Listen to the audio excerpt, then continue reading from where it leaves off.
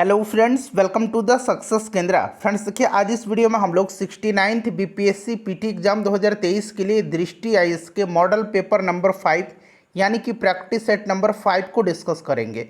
यहां पर आप देख सकते हैं संभावित परीक्षा तिथि 30 सितंबर 2023, मॉडल पेपर 69वीं बीपीएससी संयुक्त प्रारंभिक प्रतियोगिता परीक्षा 2023। दृष्टि आईएएस का यह सेट नंबर 5 है।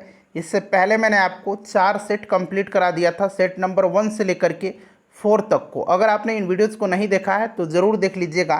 इन सभी का लिंक आपको आज की इस वीडियो के डिस्क्रिप्शन बॉक्स में मिल जाएगा।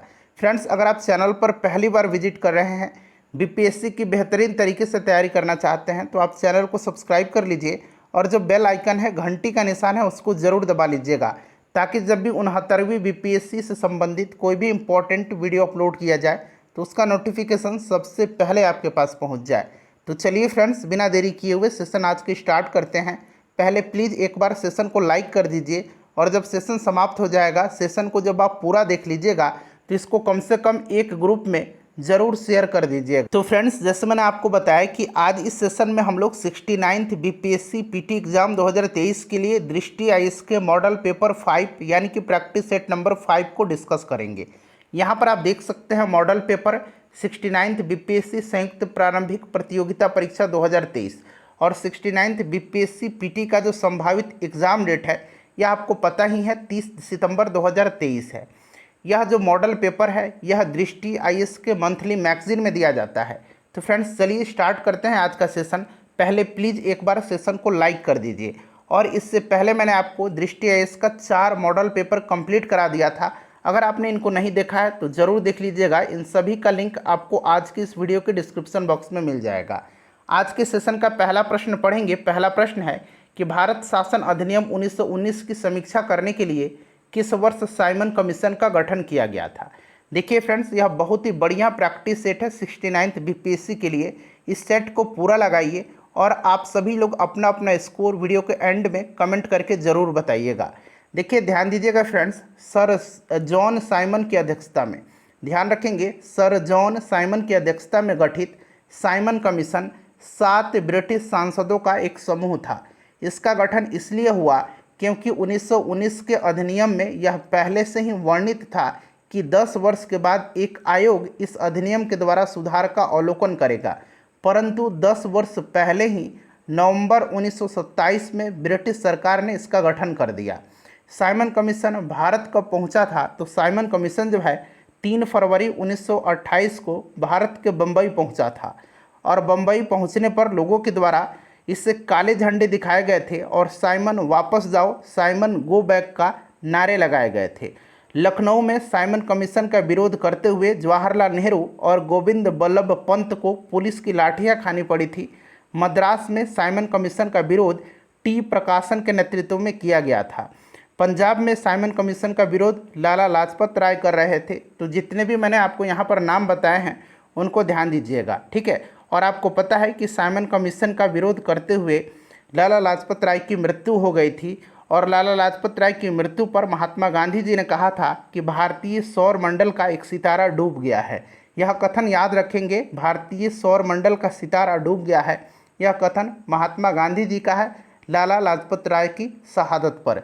ठीक है फ्रेंड्स, इन सभी पॉइंट्स को आप ध्यान रखिएगा। और देखिए, जब साइमन कमीशन भारत आया था उस समय वायसराय कौन था, तो लॉर्ड इरविन था। ठीक है, लॉर्ड इरविन था। 3 फरवरी 1928 को बम्बई पहुंचा था साइमन कमीशन और इसे व्हाइटमैन कमीशन भी कहा जाता है क्योंकि इसमें एक भी भारतीय सदस्य नहीं थे। ऑप्शन नंबर बी इसका राइट आंसर हो जाएगा। देखिए फ्रेंड्स, जो भी मैं एक्सप्लेन करूँगा उसे ध्यान से आप ज़रूर सुनिएगा। इससे क्या होगा कि एक प्रश्न के साथ साथ आपके 2 से 3 प्रश्न जो हैं कवर होते चलेंगे। दूसरा प्रश्न है कि संचालन समिति के अध्यक्ष कौन थे। संचालन समिति के अध्यक्ष जो थे ये डॉक्टर राजेंद्र प्रसाद थे। डॉक्टर राजेंद्र प्रसाद संचालन समिति के अध्यक्ष थे और राष्ट्र ध्वज संबंधी तदर्थ समिति के भी अध्यक्ष थे। संघ संविधान समिति के अध्यक्ष पंडित जवाहरलाल नेहरू थे। प्रांतीय संविधान समिति के अध्यक्ष सरदार वल्लभ भाई पटेल थे। प्रारूप समिति के जो अध्यक्ष थे ये बाबा साहब अम्बेडकर थे। संघ शक्ति समिति के जो अध्यक्ष थे ये पंडित जवाहरलाल नेहरू थे। तो इन सभी पॉइंट्स को फ्रेंड्स ध्यान रखेंगे आप। चलिए, वीडियो पसंद आ रही है तो प्लीज़ फ्रेंड्स एक बार लाइक कर दीजिएगा देखिए मैं आपके लिए लगातार मेहनत करते रहता हूँ। मेरा प्रयास रहता है कि कहाँ से मैं कंटेंट लेकर के आपके सामने आ जाऊँ जिससे कि आपको फ़ायदा हो। चलिए तीसरा प्रश्न है कि शक्तिशाली केंद्र के साथ भारत की संघात्मक व्यवस्था किस देश के संविधान से प्रेरित है। देखिए ये संघात्मक व्यवस्था पूछा गया है, तो यह जो है कनाडा इसका राइट आंसर हो जाएगा। नेक्स्ट क्वेश्चन कर लेंगे कि सर्वप्रथम कांग्रेस के किस अधिवेशन में जनगण मन गाया गया था। तो आपको अच्छी तरीके से याद होगा, यह जो है कलकत्ता अधिवेशन में गाया गया था। कब? तो 1911 के कलकत्ता अधिवेशन में। और इसकी अध्यक्षता किसने किया था? तो पंडित विशन नारायण धर ने किया था। और वंदे मातरम को पहली बार गाया गया था कलकत्ता अधिवेशन के 1896 के कलकत्ता अधिवेशन में, ठीक है। और इसकी अध्यक्षता रहीमतुल्लाह सयानी जी ने किया था। क्वेश्चन नंबर 5 करेंगे कि भारत के संविधान में समान कार्य के लिए समान वेतन के अधिकार का प्रावधान कहाँ किया गया है। तो फ्रेंड्स यह किया गया है राज्य के नीति निर्देशक सिद्धांत में। आपको अनुच्छेद 39D याद होगा। अनुच्छेद 39D के तहत यह प्रावधान किया गया है कि पुरुष एवं स्त्री को समान कार्य हेतु समान वेतन दिया जाना सुनिश्चित किया जाएगा। अनुच्छेद 39 यानी कि 39D में। नेक्स्ट क्वेश्चन है क्वेश्चन नंबर 6, यहाँ से है हमारा। देखिए क्वेश्चन नंबर 6 है कि राष्ट्रपति के विरुद्ध महाभियोग संसद द्वारा चलाई जाने वाली एक, यह क्या है? स्वतः स्फूर्त प्रक्रिया है, न्यायिक प्रक्रिया है, अर्ध न्यायिक प्रक्रिया है? बताइए क्या है यह। तो देखिए फ्रेंड्स यह जो है एक अर्ध न्यायिक प्रक्रिया है। और महाभियोग जो है यह अनुच्छेद 61 में है, यह भी आप ध्यान रखेंगे। चलिए उसके बाद देखिएगा, और महाभियोग की प्रक्रिया किसी भी सदन में लाई जा सकती है, चाहे वह लोकसभा हो या फिर राज्यसभा। लोकसभा में बिहार के 40 सीट हैं, ये आपको याद रखना है। तो देखिए बिहार में जो 40 सीट हैं किन दो राज्यों के आवंटित सीटों के योग के बराबर है। तो यहाँ पर देखेंगे तो इसका जो राइट आंसर हो जाएगा फ्रेंड्स, यह आपका कौन सा हो जाएगा? तो ऑप्शन ए हो जाएगा छत्तीसगढ़ और मध्य प्रदेश। छत्तीसगढ़ में 11 है और मध्य प्रदेश में 29 है। तो इनको जब जोड़ दीजिएगा तो कितना हो जाएगा? ये 40 हो जाएगा। तो इन्हीं दो राज्यों के आवंटित सीटों के योग के बराबर है। नेक्स्ट क्वेश्चन हमारा कि राजनीतिक दलों को सर्वप्रथम संवैधानिक मान्यता किस वर्ष प्रदान की गई। तो इसका राइट आंसर जो हो जाएगा ये 1985 हो जाएगा। आपको याद है ना 52वां संविधान संशोधन कब हुआ था? 1985 में, ठीक है। दल बदल से संबंधित है, 10वीं अनुसूची में जोड़ा गया था, आपको याद होगा। ऑप्शन बी राइट आंसर हो जाएगा 1985। चलिए अगला प्रश्न है हमारा कि राष्ट्रीय संस्कृत विद्यापीठ जो है ये कहाँ स्थित है। राष्ट्रीय संस्कृत विद्यापीठ जो है यह कहाँ पर स्थित है? तो यह तिरुपति आंध्र प्रदेश में है। और देखिए इसका शिलान्यास जो है 1962 में तत्कालीन उपराष्ट्रपति डॉक्टर एस राधाकृष्णन जी के द्वारा किया गया था। अच्छा एक बिहार विद्यापीठ है, बिहार विद्यापीठ का उद्घाटन जो है 6 फरवरी 1921 को, याद रखेंगे 6 फरवरी 1921 को महात्मा गांधी जी के द्वारा किया गया था बिहार विद्यापीठ का उद्घाटन। अगला प्रश्न है कि अनुसूचित जनजातियों यानी कि एसटी से परिपूर्ण किस राज्य में अनुसूचित जातियों यानी कि एससी हेतु आरक्षण का कोई भी प्रावधान नहीं है। तो ये किस राज्य में है? तो फ्रेंड्स यह अरुणाचल प्रदेश में है। क्वेश्चन नंबर 11 कर लेंगे कि महाराष्ट्र एवं कर्नाटक के मध्य स्थित पश्चिमी घाट को किस नाम से जाना जाता है। महाराष्ट्र एवं कर्नाटक के मध्य स्थित पश्चिमी घाट को किस नाम से जाना जाता है? तो फ्रेंड्स इसको जाना जाता है कोंकण तट के नाम से। अगला प्रश्न है कि अरावली और विंध्य श्रृंखलाओं के मध्य कौन सा पठार स्थित है। अरावली और विंध्य श्रृंखलाओं के मध्य कौन सा पठार स्थित है? तो फ्रेंड्स यह जो पठार है यह मालवा का पठार है। मालवा के पठार में मध्य प्रदेश और राजस्थान के क्षेत्र आता है, इसको भी आप ध्यान रखिएगा। चलिए अगला प्रश्न है कि चाय बागानों के लिए कौन सी मृदा यानी कि कौन सी मिट्टी उपयुक्त है। चाय बागानों के लिए उपयुक्त जो मिट्टी है यह कौन सी मिट्टी है? तो यह लैटेराइट मिट्टी है। और कपास के लिए आपको याद है ना कौन सी मिट्टी? तो काली मिट्टी। काली मिट्टी को रेगुर मिट्टी भी कहा जाता है। चलिए नेक्स्ट क्वेश्चन कर लेंगे कि समुद्र तल से सर्वाधिक ऊंचाई पर पाया जाने वाला वृक्ष कौन सा है। समुद्र तल से सर्वाधिक ऊंचाई पर पाया जाने वाला जो वृक्ष है यह कौन सा है? तो फ्रेंड्स यह देवदार है। नेक्स्ट क्वेश्चन है हमारा कि नागरहोल राष्ट्रीय उद्यान जो कि कहाँ पर है? कर्नाटक में है, इसका परिवर्तित नाम क्या है? बताएंगे राइट आंसर क्या हो जाएगा। तो इसका जो परिवर्तित नाम है ये राजीव गांधी राष्ट्रीय उद्यान है। ऑप्शन सी करेक्ट आंसर हो जाएगा। बांदीपुर भी है, यह भी कहाँ पर है? तो बांदीपुर भी कर्नाटक में ही है। एक बांधवगढ़ है, तो बांधवगढ़ मध्य प्रदेश में है, ठीक है। चलिए और देखिए फ्रेंड्स हम लोगों ने जो नया घटना चक्राया हुआ है 69th बीपीएससी पीटी एग्ज़ाम 2023 के लिए, जिसमें 38वीं बीपीएससी से लेकर के 68वें बीपीएससी तक के प्रीवियस ईयर के क्वेश्चन दिए गए हैं, उनको हम लोग कवर कर रहे हैं। साइंस कंप्लीट करा दिया मैंने आपको, हिस्ट्री भी कंप्लीट करा दिया है, मध्यकालीन हिस्ट्री और आधुनिक का भी एक पार्ट बचा हुआ है, कल समाप्त हो जाएगा। बिहार का इतिहास भी मैंने आपको कवर करा दिया है। सभी वीडियोज़ को देख लीजिएगा, लिंक डिस्क्रिप्शन बॉक्स में मिल जाएगा। देखिए हागरी किस नदी की सहायक नदी है? हागरी नदी, यह नदी जो है यह तुंगभद्रा नदी की सहायक नदी है। किसकी है? तुंगभद्रा की सहायक नदी है। चलिए नेक्स्ट क्वेश्चन कर लेंगे कि भारत में कुल लिंगानुपात यानी कि सेक्स रेशियो कितना है? भारत में जो सेक्स रेशियो है 2011 की जनगणना के अनुसार यह आपका 943 है। ठीक है, 943 महिला प्रति 1000 पुरुष पर। वहीं अगर आपसे बिहार का पूछा जाए तो बिहार का कितना है? 918 है। इसे भी आप ध्यान रखेंगे। चलिए क्वेश्चन नंबर हम लोग अब 18 कर लेंगे कि विश्व में सबसे सक्रिय ज्वालामुखी कौन सा है? तो विश्व में सबसे सक्रिय ज्वालामुखी जो है यह किलायू है। किलायू कहाँ पर है? तो यह अमेरिका की हवाई द्वीप में आता है। ठीक है, एटना और स्ट्राम्बोली जो है ये कहाँ पर है? तो एटना और स्ट्राम्बोली जो है ये इटली में है। ठीक है, चलिए नेक्स्ट क्वेश्चन है हमारा कि मसाई जनजाति, मसाई ट्राइब अफ्रीकी महादेश के किस या किन देश या देशों के मूल निवासी हैं? तो मसाई जो है ये कहाँ के हैं? तो फ्रेंड्स ध्यान रखेंगे यह जो है कीनिया के हैं। ठीक है, चलो उसके बाद देखिएगा कि सीसा रहित पेट्रोल में उचित ऑक्टेन यानी कि ऑक्टेन वैल्यू प्राप्त करने के लिए क्या मिलाया जाता है? तो आपको याद होगा ये क्या मिलाया जाता है? तो ये BTX मिलाया जाता है। BTX मतलब B से क्या है? बेंजीन है, T से क्या है? टोलिन है और X से जाइलिन है। ठीक है, तो ये A, B और C यानी कि एक से अधिक इसका राइट आंसर हो जाएगा। और भी एक नाम है टेट्रा एथिल लेड का भी इस्तेमाल किया जाता है। ठीक है, चलिए अगला प्रश्न हमारे कि रेफ्रिजरेटर में खाद्य पदार्थों को ताज़ा रखने हेतु कितना तापमान आवश्यक है? तो जो ये तापमान है यह 4 डिग्री सेल्सियस, याद रखेंगे। नेक्स्ट क्वेश्चन है कि पूर्ण सूर्यग्रहण के समय सूर्य को नंगी आंखों से देखने से आंख को क्षति पहुंचती है। रेटिना के जलने के लिए सूर्य की कौन सी किरणें उत्तरदायी है? तो यह जो किरण उत्तरदायी है यह कौन सी किरण है? तो फ्रेंड्स यह किरण जो है ये औरक्त किरण है। अगला प्रश्न है कि निम्नलिखित में से कौन सा भूमिगत तना का उदाहरण है? भूमिगत तना का जो उदाहरण है ये आलू, प्याज, अदरक, हल्दी ये सब हैं। तो इनमें से देखिए एक से अधिक इसका राइट आंसर हो जाएगा। क्वेश्चन नंबर 23 है हमारा कि निमोनिया रोग किस जीवाणु के कारण होता है? निमोनिया जो होता है यह किसके कारण होता है? तो देखिए निमोनिया जो है ये डिप्लोकोकस न्यूमोनी या फिर कहें इसको तो एक और नाम से इसको जाना जाता है। इसको भी आप याद रखिएगा, एक तो डिप्लोकोकस हो गया और कहीं कहीं आपको दिखेगा कि एस्ट्रेप्टोकोकस लिखा रहेगा इस तरह से, एस्ट्रेप्टोकोकस। ठीक है, तो इसको भी आप याद रखिएगा। चलिए तो ऑप्शन बी इसका राइट आंसर हो जाएगा। नेक्स्ट क्वेश्चन है कि फार्माकोलॉजी संबंधित है। तो फार्माकोलॉजी जो है यह औषधीय पादपों के अध्ययन से संबंधित है। ठीक है, ऑप्शन नंबर इसका ए जो होगा राइट आंसर हो जाएगा। चलिए ऑप्शन ए करेक्ट आंसर हो जाएगा। उसके बाद देखिएगा कि प्रोटोथीरिया क्या है। देखिए प्रोटोथीरिया क्या है तो यहाँ पर ध्यान दीजिएगा। देखिए स्तनधारी वर्ग को 3 उपवर्ग में बांटा गया है। ठीक है, 3 उपवर्ग में बांटा गया है।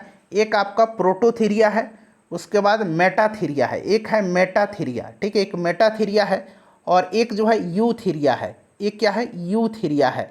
ठीक है, तो ध्यान रखिएगा प्रोटोथीरिया के अंतर्गत जो आते हैं ये अंडे देने वाले स्तनधारी हैं, इसको एक्डीना कहा जाता है। ठीक है, उसके बाद देखिए मेटाथीरिया में जो है अपरिपक्व बच्चे के जन्म देने वाले जीव आते हैं जैसे कि कंगारू, और यूथीरिया में जो है परिपक्व यानी कि पूर्ण विकसित बच्चों को जन्म देने वाले आते हैं जैसे कि मनुष्य, शेर। ठीक है, ये सब आते हैं।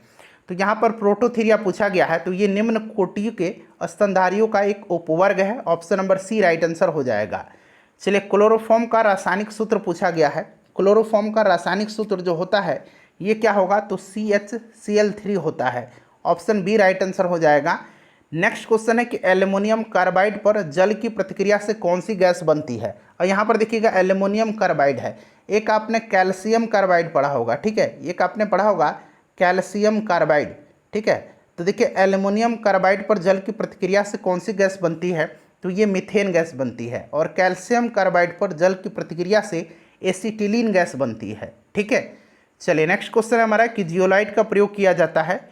जियोलाइट का प्रयोग किया जाता है तो फ्रेंड्स ये किया जाता है, बताइए राइट आंसर इसका क्या हो जाएगा?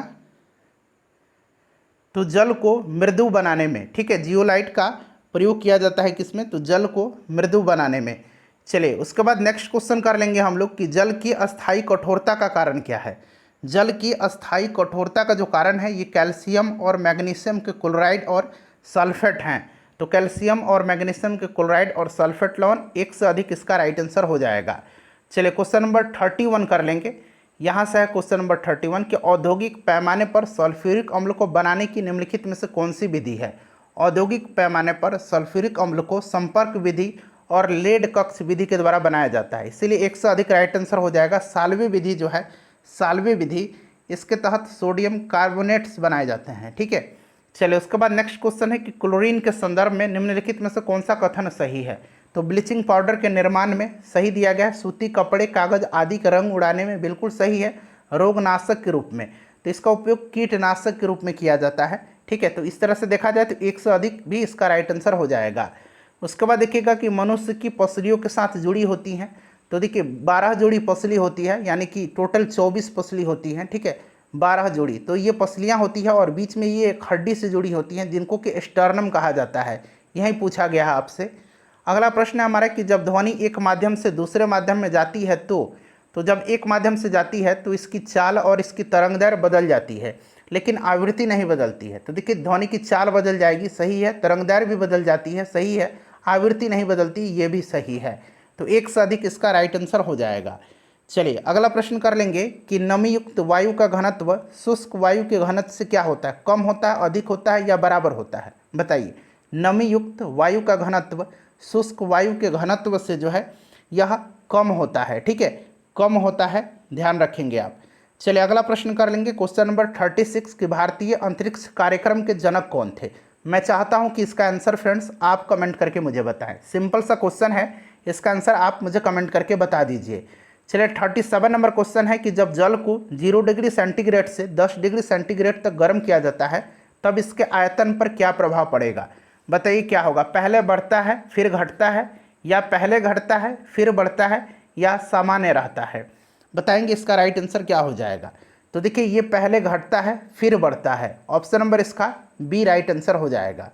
चलो उसके बाद देखिएगा कि 1 किलोवाट का मान कितना होता है। 1 किलोवाट का मान कितना होता है, तो फ्रेंड्स यह जो होता है यह 2 दशमलव कितना होगा यहाँ पर, बताइए राइट आंसर इसका क्या हो जाएगा। तो ये होगा आपका 3.6 गुना 10 के पावर 6 जूल होता है, ठीक है। और 1 कैलोरी में कितना जूल होता है, तो 1 कैलोरी में 4.18 जूल होता है, इसको भी ध्यान रखिएगा। चलिए बोलोमीटर का प्रयोग किसके मापन में किया जाता है। बोलोमीटर का प्रयोग जो है यह किसके मापन में किया जाता है, तो तापमान के मापन में। नेक्स्ट क्वेश्चन है हमारा कि हवा में तैरते हुए एक श्वसनीय सूक्ष्म कणों का आकार कितना होता है। तो फ्रेंड्स यह जो होता है यह 5 माइक्रोन से कम होता है। कितना होता है, 5 माइक्रोन से ये कम होता है हवा में तैरते हुए श्वसनीय सूक्ष्म कणों का आकार। उसके बाद देखिए मिश्र धातु में किस पदार्थ के सम्मिश्रण से स्टेनलेस स्टील अचुंबकीय हो जाता है। अचुंबकीय हो जाता है, तो ये हो जाता है निकेल के, ठीक है, निकेल इसका राइट आंसर हो जाएगा। और देखिए स्टेनलेस स्टील जो है यह मिश्र धातु है लोहा, क्रोमियम और निकेल का। लोहा, क्रोमियम और निकेल का। क्रोमियम और निकेल ध्यान रखिएगा, ज़्यादातर ऑप्शन में देखने को मिलेगा। नेक्स्ट क्वेश्चन है कि सर्वाधिक मात्रा में सिलिका का प्रयोग किस प्रकार के कांच के निर्माण में होता है। सर्वाधिक मात्रा में सिलिका का प्रयोग किस प्रकार के कांच के निर्माण में होता है।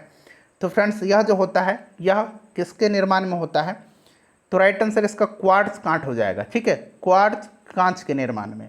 चलिए क्वेश्चन नंबर 43 कर लेंगे। यहाँ से देखिए 43 नंबर है कि शहद में कौन सा प्रमुख घटक पाया जाता है। शहद में कौन सा प्रमुख घटक पाया जाता है, तो फ्रेंड्स यह फ्रुक्टोज पाया जाता है, ठीक है। चलिए उसके बाद देखिए कौन सा तत्व पौधे की कोशिका भित्ति की संरचना का घटक है, बताइए। देखिए कोशिका भित्ति जो होती है ना, यह पादप की कोशिका भित्ति, यह मुख्यतः जो है किसकी बनी होती है, सेलुलोज की बनी होती है, ठीक है। बताइए राइट आंसर इसका क्या हो जाएगा, कौन सा तो पौधे की कोशिका भित्ति की संरचना का घटक है। तो फ्रेंड्स यह जो है यह आपका कैल्शियम है, जो कि सामान्य कोशिका विभाजन के लिए आवश्यक होता है। तो ये कैल्शियम इसका राइट आंसर हो जाएगा। अगला प्रश्न है कि तंत्रिका कोशिकाओं के तंत्रिकाक्ष के चारों ओर किस पदार्थ का आवरण पाया जाता है।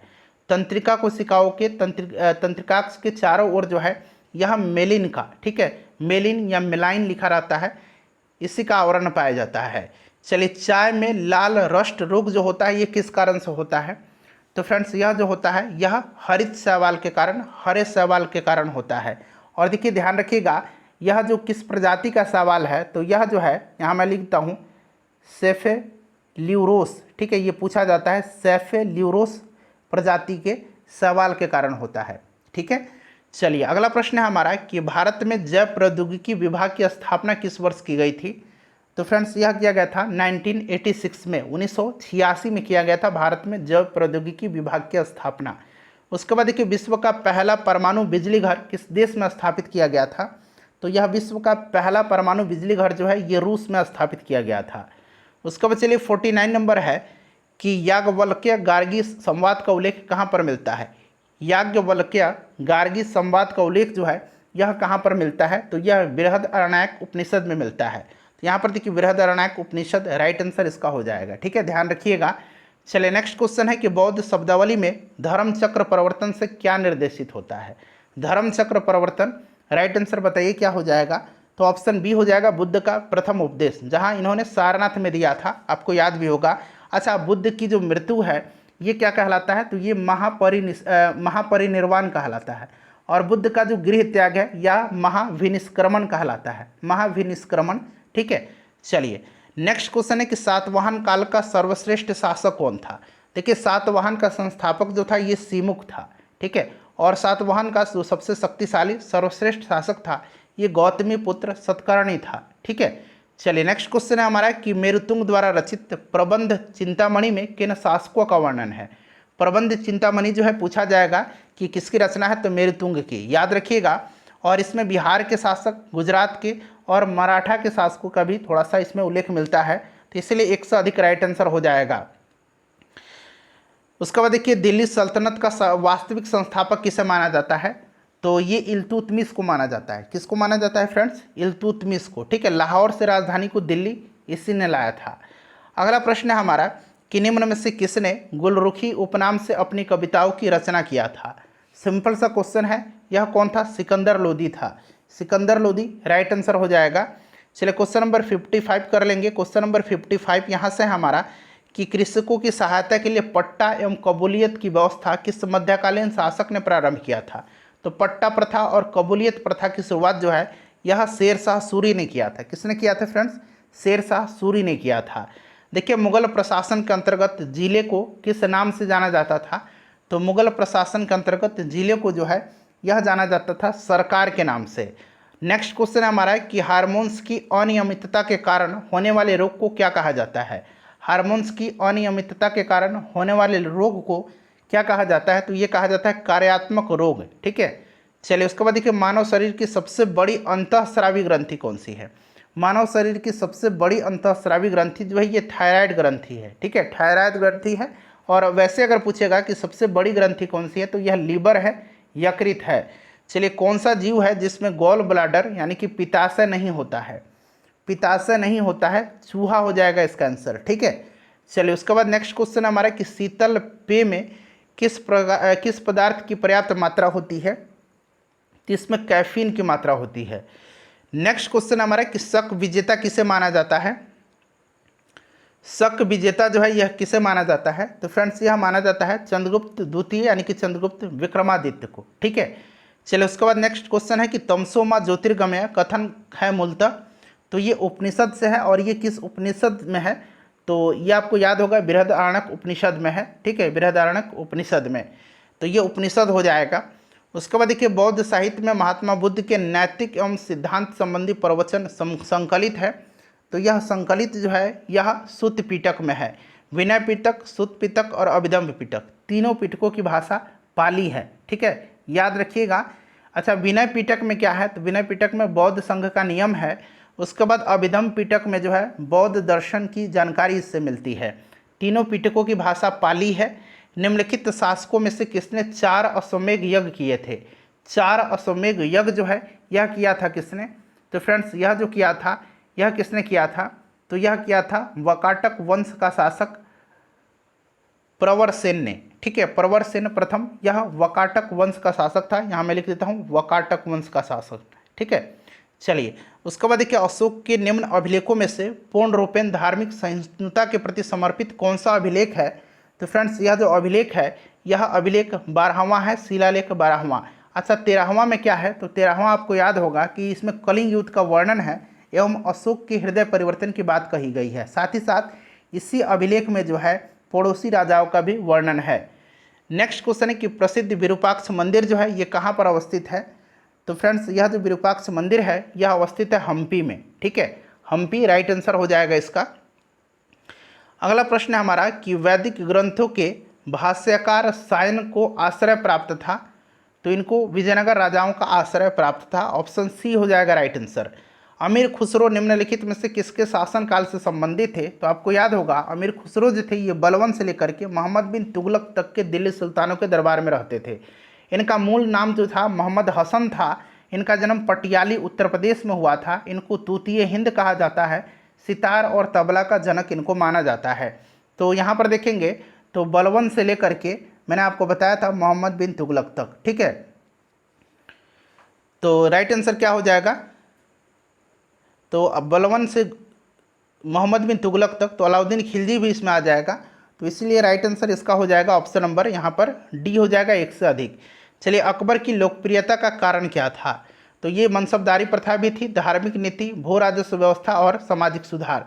तो ये सभी हो जाएगा इसका राइट आंसर। तो ऊपर में से एक से अधिक, इसलिए राइट आंसर हो जाएगा इसका। चलिए हिंदू धर्म ग्रंथों का अध्ययन करने वाला प्रथम मुस्लिम कौन था? तो यह जो था यह दारा शिकोह था। कौन था? दारा शिकोह। इसी ने उपनिषदों का फारसी में अनुवाद जो है सिर ए अकबर के नाम से किया था। सिर ए अकबर के नाम से किया था। दारा शिकोह जो था ये शाहजहां का सबसे योग्य पुत्र था। चलिए नेक्स्ट क्वेश्चन कर लेंगे कि फ्रांसीसी दक्कन में शक्ति स्थापित करने में असफल रहे क्योंकि अंग्रेजों की फौज जो थी शक्तिशाली थी। ठीक है, चलिए नेक्स्ट क्वेश्चन है कि भारत में शिक्षित मध्यम वर्ग ने 1857 की क्रांति के संदर्भ में आपको बताना है। भारत में शिक्षित मध्यम वर्ग ने 1857 के विद्रोह में तटस्थता बनाए रखा था। ठीक है, ऑप्शन बी राइट आंसर हो जाएगा। चलिए 73 नंबर है कि स्वतंत्रता पूर्व अवधि में ब्रिटिश सरकार द्वारा भारत में आधुनिक शिक्षा के प्रसार का मुख्य उद्देश्य क्या था? तो ये जो मुख्य उद्देश्य था इसका छोटे प्रशासनिक पदों पर नियुक्ति हेतु शिक्षित भारतीयों की आवश्यकता। ऑप्शन ए राइट आंसर इसका हो जाएगा। उसके बाद देखिए निम्नलिखित में से कौन भारतीय राष्ट्रीय कांग्रेस का प्रथम अध्यक्ष भारतीय राष्ट्रीय कांग्रेस का अध्यक्ष कभी नहीं चुना जा सका? तो भारतीय राष्ट्रीय कांग्रेस की अध्यक्षता किसने एक बार भी नहीं किया है? तो ये बाल गंगाधर तिलक ने। अगला प्रश्न है कि इंडिपेंडेंस लीग की स्थापना किसने किया था? तो इंडियन इंडिपेंडेंस लीग की स्थापना जो है 1942 में रास बिहारी बोस के द्वारा टोक्यो सम्मेलन के समय किया गया था। तो ये रास बिहारी बोस हो जाएगा, option number C correct answer. Next question हमारा कि महात्मा गांधी के साथ निम्न मुसलमानों में से किसने बाल गंगाधर तिलक की अर्थी उठाई थी? तो ये किसने उठाया था? तो शौकत अली ने। ठीक है, चलिए नेक्स्ट क्वेश्चन है कि वर्ष 1919 में जलियांवाला बाग हत्याकांड जो हुआ था उस समय भारत का वायसराय कौन था? तो फ्रेंड्स उस समय लॉर्ड चैम्सफोर्ड था। याद रखिएगा, महत्वपूर्ण क्वेश्चन है। नेक्स्ट क्वेश्चन कर लेंगे अब हम लोग कि सर थॉमस मुनरो के भू राजस्व बंदोबस्त से संबंध है। बताइए किससे संबंध है इसका? तो करेक्ट आंसर इसका हो जाएगा रैयतवाड़ी बंदोबस्त।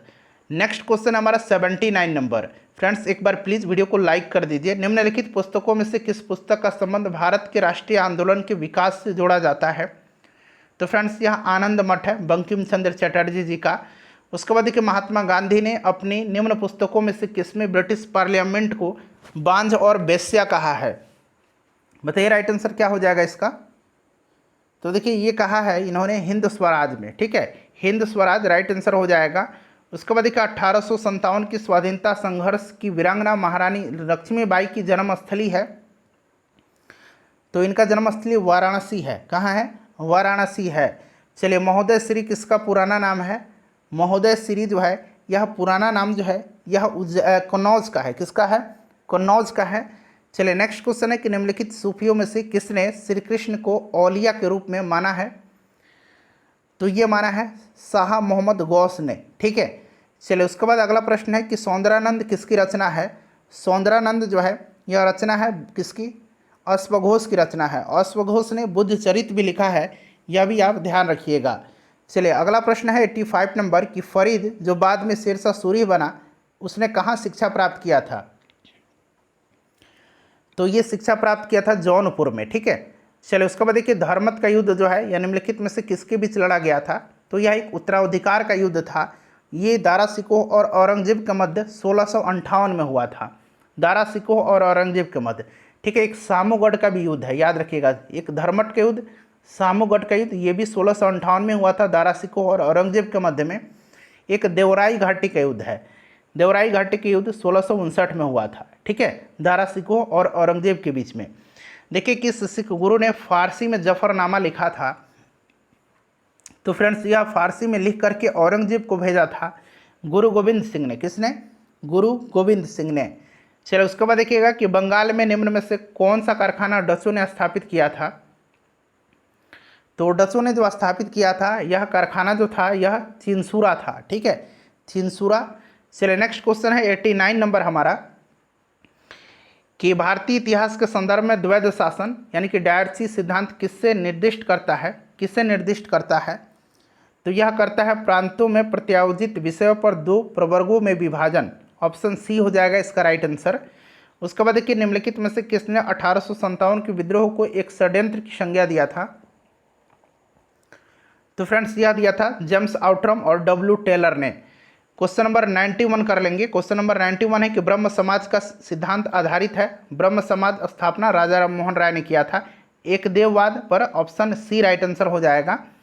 भारतीय राष्ट्रीय कांग्रेस का 1885 में महासचिव कौन था, बताइए राइट आंसर। तो फ्रेंड्स ये एओ ह्यूम महासचिव थे, इन्होंने ही स्थापना किया था, और डब्ल्यू.सी. बनर्जी अध्यक्ष थे पहले। देखिए भारतीयों ने साइमन कमीशन का बहिष्कार क्यों किया था, तो इसमें कोई भी भारतीय सदस्य नहीं था, इसीलिए इसे व्हाइटमैन कमीशन कहा जाता था। तो इसका कोई भी सदस्य भारतीय नहीं था, ऑप्शन ए हो जाएगा राइट आंसर।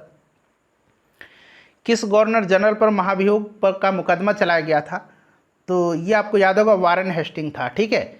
चलिए उसके बाद नेक्स्ट क्वेश्चन है कि हाल ही में एडगर रिक्यूमिंग्स किस देश के नए राष्ट्रपति चुने गए हैं, तो ये कहाँ के चुने गए हैं, तो फ्रेंड्स यह चुने गए हैं लातविया के, ठीक है। चलिए लातविया की राजधानी कहाँ पर है, लातविया की राजधानी रीगा है, ठीक है, याद रखेंगे। केंद्रीय गृह एवं सहकारिता मंत्री अमित शाह ने वाइब्रेंट विलेज प्रोग्राम का शुभारंभ कहाँ से किया है, तो वाइब्रेंट विलेज प्रोग्राम का शुरुआत जो है इन्होंने किया है किबिथु अरुणाचल प्रदेश से, ठीक है। चलिए उसके बाद नेक्स्ट क्वेश्चन है 97 नंबर, कि मार्च 2023 में नई दिल्ली में रायसीना डायलॉग का आयोजन किया गया, इस सम्मेलन के मुख्य अतिथि कौन थे, तो इसके जो मुख्य अतिथि थे ये थे जॉर्जिया मेलोनी, ठीक है। चलिए उसके बाद नेक्स्ट क्वेश्चन है, प्रधानमंत्री नरेंद्र मोदी ने कहाँ पर विश्व के सबसे लंबे रिवर क्रूज एमवी गंगा विलास को हरी झंडी दिखा करके रवाना किया है, तो इसका राइट आंसर वाराणसी हो जाएगा। अगला प्रश्न है हमारा कि जनवरी 2023 में जल पर राज्य मंत्रियों के पहले अखिल भारतीय वार्षिक सम्मेलन water vision at the rate 2047 का आयोजन कहाँ पर किया गया, तो फ्रेंड्स ये किया गया भोपाल में।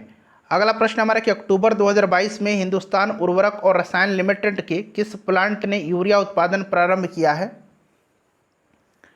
तो ये प्रारंभ किया है कहाँ, राइट आंसर इसका क्या हो जाएगा, तो फ्रेंड्स ये बरौनी में, ठीक है। चलो उसके बाद देखिए डिजिटल शक्ति 4.0 के रूप में डिजिटल शक्ति अभियान का चौथा चरण किसके द्वारा लॉन्च किया गया, तो ये लॉन्च किया गया राष्ट्रीय महिला आयोग के द्वारा। उसके बाद देखिएगा कि सितंबर 2022 में किस राज्य में देश के सबसे बड़े रबर डैम का उद्घाटन किया गया, तो फ्रेंड्स ये बिहार में किया गया है, ठीक है, बिहार में, ध्यान रखेंगे। ऑप्शन सी राइट आंसर हो जाएगा इसका। चलिए 103 नंबर क्वेश्चन करिए। सितंबर 2022 में प्रधानमंत्री टीबी मुक्त भारत अभियान को किसके द्वारा लॉन्च किया गया, तो फ्रेंड्स यह लॉन्च किया गया है द्रौपदी मुर्मू जी के द्वारा, राष्ट्रपति जी के द्वारा। फ्रेंच ओपन 2023 पुरुष एकल का खिताब किसने जीता है, नोवाक जोकोविच ने। महिला एकल का खिताब अगर पूछेगा तो याद रखिएगा ईगा स्वीटेक ने जीता है, ठीक है, ईगा स्वीटेक ने। एशिया कप 2023 का आयोजन कहाँ किया जा रहा है, तो ये किया जाएगा पाकिस्तान और श्रीलंका में, तो एक से अधिक इसका राइट आंसर हो जाएगा। हाल ही में सॉवरेन गोल्ड बॉन्ड्स चर्चा में रहा है, यह बॉन्ड्स किसके द्वारा जारी किए जाते हैं, सॉवरेन गोल्ड बॉन्ड जो है यह जारी किया जाता है भारतीय रिजर्व बैंक के द्वारा। देखिए हाल ही में चर्चा में रही मियावाकी पद्धति का संबंध किससे है, तो ये वृक्षारोपण से है, ठीक है, इंपॉर्टेंट है फ्रेंड्स, ये ध्यान रखिएगा आप। चलिए अगला प्रश्न करेंगे कि इल्तुतमिश ने बिहार में अपना प्रथम सूबेदार किसको नियुक्त किया था? तो ये किया था मलिक जानी को। बिहार स्पेशल का क्वेश्चन है यहाँ से, बंगाल और बिहार में भूमि पर किराएदारों के अधिकार को बंगाल किराएदारी अधिनियम द्वारा कब स्वीकृत किया गया था? इंपॉर्टेंट क्वेश्चन है। तो और प्रीवियस ईयर में पूछा जा चुका है 1885 में। 1942 के आंदोलन में, यानी कि भारत छोड़ो आंदोलन की बात की जा रही है, डॉक्टर राजेंद्र प्रसाद को किस जेल में कैद करके रखा गया था? तो इनको बांकीपुर में रखा गया था और जयप्रकाश नारायण जी को हजारीबाग जेल में। बिहार के राजगीर परगना के कौन सा स्थानीय नेता ने 1857 के आंदोलन में स्वयं को राजा घोषित किया था? तो फ्रेंड्स यह कौन थे? तो यह हैदर अली खान थे। उसके बाद देखिएगा कि बिहार में बहने वाली पवित्र नदी फाल्गु निम्नलिखित में से किन नदियों के संगम से बनती है? ये पूछा जा चुका है बीपीएससी में पिछले साल प्रश्न। तो राइट आंसर इसका क्या हो जाएगा?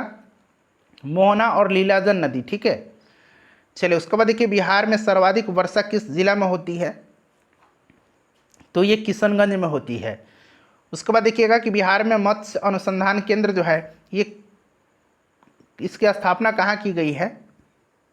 तो ये किया गया है मीठापुर पटना में, ठीक है फ्रेंड्स। चलिए आगे बढ़ेंगे, क्वेश्चन नंबर 115 कर लेंगे कि बिहार के निम्नलिखित में से किस क्षेत्र में कृषि की सघनता अधिक है? तो यह जो है फ्रेंड्स यह गंगा के उत्तरी मैदान में, ठीक है, जलोढ़ मिट्टी पाई जाती है। हरियाली मिशन का उद्देश्य राज्य के कितने प्रतिशत तक वृक्षारोपण करने का क्षेत्र को बढ़ाना है? तो वृक्षारोपण के क्षेत्र को बढ़ाना है, हरियाली मिशन का उद्देश्य जो है, बताइए। तो फ्रेंड्स ये हो जाएगा 15%। उसके बाद देखिएगा कि बिहार से उड़ीसा कब अलग हुआ था? तो ये आपको भलीभांति याद होगा, 1 अप्रैल 1936 को, ठीक है। बिहार का स्थान भारत में जनसंख्या और क्षेत्रफल की दृष्टि से क्या है? जनसंख्या में तीसरा और क्षेत्रफल में 13वां। तो ऑप्शन ए इसका राइट आंसर हो जाएगा। उसके बाद देखिए बिहार में विधान परिषद और विधानसभा की सीट, विधान परिषद की 75 और विधानसभा की 243। तो 75 और 243 हो जाएगा। बिहार हॉकी संघ का गठन कब किया गया था? तो फ्रेंड्स ये किया गया था 1986 में। 121 नंबर प्रश्न है कि श्री कृष्ण सिंह किस नाम से पहचाने जाते हैं? तो इनको बिहार केसरी कहा जाता है, ठीक है, बिहार केसरी याद रखेंगे। और बिहार विभूति अनुग्रह नारायण सिंह को कहा जाता है। देश रत्न डॉक्टर राजेंद्र प्रसाद को कहा जाता है। भागलपुर में नमक सत्याग्रह का नेतृत्व किसने किया था? तो भागलपुर में नमक सत्याग्रह का नेतृत्व महादेव लाल सराफ ने किया था। जनगणना 2011 के अनुसार भारत में महिला साक्षरता दर, तो फ्रेंड्स यह जो है कितना है? 65.5%। उसके बाद देखिएगा कि भारत के संविधान के किस अनुच्छेद के अंतर्गत निजता का अधिकार संरक्षित है? निजता का अधिकार अनुच्छेद 121 में है, ठीक है, 121 में निजता का अधिकार है। चलिए उसके बाद करेंगे कि भारत के प्रथम दलित उप प्रधानमंत्री, तो ये बाबू जगजीवन राम थे। नेक्स्ट क्वेश्चन है हमारा कि बिहार में चौथा कृषि रोड मैप कब से कब तक के लिए लागू हो गया है? 2023 से 28, ठीक है। चलिए बिहार दिवस कब मनाया जाता है? तो ये 22 मार्च के दिन, सिंपल सा क्वेश्चन है। 128 नंबर है कि हाल ही में किन 2 देशों ने अंतर्राष्ट्रीय चंद्र अनुसंधान केंद्र पर कार्य करने की योजना बनाई है? तो ये बना है चीन और रसिया ने, ठीक है। स्वामी विवेकानंद ने निम्नलिखित में से किस अवधारणा पर बल दिया है? तो मानव निर्माण वाली शिक्षा पर। अगला प्रश्न है कि ग्लोबल वार्मिंग में तापमान जो होता है, बताइए किसका बढ़ता है? तो ये क्षोभ मंडल का, ठीक है। चलिए उसके बाद देखिए जीवाणुओं को मारने के लिए जल में कौन सी गैस प्रवाहित कराते हैं? तो क्लोरीन गैस है, ठीक है। चलिए अगला प्रश्न है हमारा 132 नंबर कि सोलर सेल बनाने में किस धातु का उपयोग किया जाता है? तो सोलर सेल में जो सिलिकॉन का इस्तेमाल किया जाता है। अमर बेल किसका उदाहरण है? तो देखिए अमर बेल जो है यह एक परजीवी का उदाहरण है। वह प्रथम भारतीय मुसलमान कौन था जो दिल्ली का सुल्तान बना था? तो देखिए वह प्रथम भारतीय मुसलमान कौन था जो दिल्ली का सुल्तान बना? तो फ्रेंड्स यह था खुसरो खां। देखिए खुसरो खां जो था यह मुबारक खिलजी की हत्या करके इसने दिल्ली के सिंहासन पर बैठा था। तो यहाँ पर आप देखेंगे तो उपरोक्त में से कोई नहीं इसका राइट आंसर हो जाएगा, ठीक है। ध्यान रखेंगे यह खुसरो खां था। कौन था? तो नासिरुद्दीन खुसरो खां, ठीक है, तो यहाँ पर देखिए नासिरुद्दीन महमूद शाह दिया गया है। नासिरुद्दीन महमूद शाह नहीं होगा, नासिरुद्दीन खुसरो शाह याद रखेंगे। ठीक है, नासिरुद्दीन खुसरो शाह। चलिए रखेंगे। चलिए नेक्स्ट क्वेश्चन है हमारा कि 1530 में दक्षिण बिहार का वास्तविक शासक कौन बना था? तो ये बना था शेर खां। ठीक है, दक्षिण बिहार का वास्तविक शासक बन गया था Sher Khan. Option number B right answer हो जाएगा। अगला प्रश्न कर लेंगे। नेक्स्ट क्वेश्चन है हमारा कि किस राज्य सरकार ने लाडली बहना योजना शुरू करने की घोषणा किया है? तो ये क्या है? मध्य प्रदेश की सरकार ने। किस राज्य या केंद्र शासित प्रदेश में दिल्ली या तोसो झील को पहला जैव विविधता विरासत स्थल घोषित किया गया है? बताइए। तो राइट आंसर इसका क्या हो जाएगा? लद्दाख के। अंतर्राष्ट्रीय यूपीआई भुगतान सेवा प्रारंभ करने वाला पहला भुगतान ऐप कौन सा बन गया है? तो ये बन गया आपका फोन पे। किसके द्वारा हाल ही में 75 डिजिटल गांव कार्यक्रम शुरू किया गया है? तो फ्रेंड्स ये किया गया आरबीआई के द्वारा। नेक्स्ट क्वेश्चन हमारे कि प्रधानमंत्री मोदी जी ने किस राज्य में हुबली में दुनिया के सबसे लंबे रेलवे प्लेटफॉर्म का उद्घाटन किया है? तो हुबली कर्नाटक में। ऑप्शन नंबर सी हो जाएगा राइट आंसर। चलिए यहाँ से मैथ और रीजनिंग का क्वेश्चन स्टार्ट हो रहा है। मैथ का क्वेश्चन है, फटाफट इनका मैं आंसर बता देता हूँ, एक बार आप लोग सॉल्व कर लीजिएगा। सी हो जाएगा उसका राइट आंसर। 42 का ए हो जाएगा। तब तक आप वीडियो को लाइक कर दीजिए और अपना स्कोर कमेंट करके बता दीजिए इन 140 प्रश्नों में से। ठीक है, 143 का जो राइट आंसर हो जाएगा ऑप्शन सी हो जाएगा। एक बार आप लोग सॉल्व कर लेंगे मैथ वाला। ठीक है फ्रेंड्स, चलिए ऑप्शन ए इसका राइट आंसर हो जाएगा। 45 का 145 का ऑप्शन सी हो जाएगा, 192 किलोमीटर प्रति घंटा। 146 का जो करेक्ट आंसर हो जाएगा फ्रेंड्स वो ऑप्शन ए हो जाएगा। 147 का ऑप्शन बी हो जाएगा। 148 का जो करेक्ट आंसर हो जाएगा ऑप्शन नंबर सी हो जाएगा, सी दक्षिण पूर्व। 149 का करेक्ट आंसर ऑप्शन ए हो जाएगा। और 150 का इस आकृति में कितने वर्ग हैं ये आपको काउंट करके बताना है। इसका जो आंसर होगा ऑप्शन ए हो जाएगा।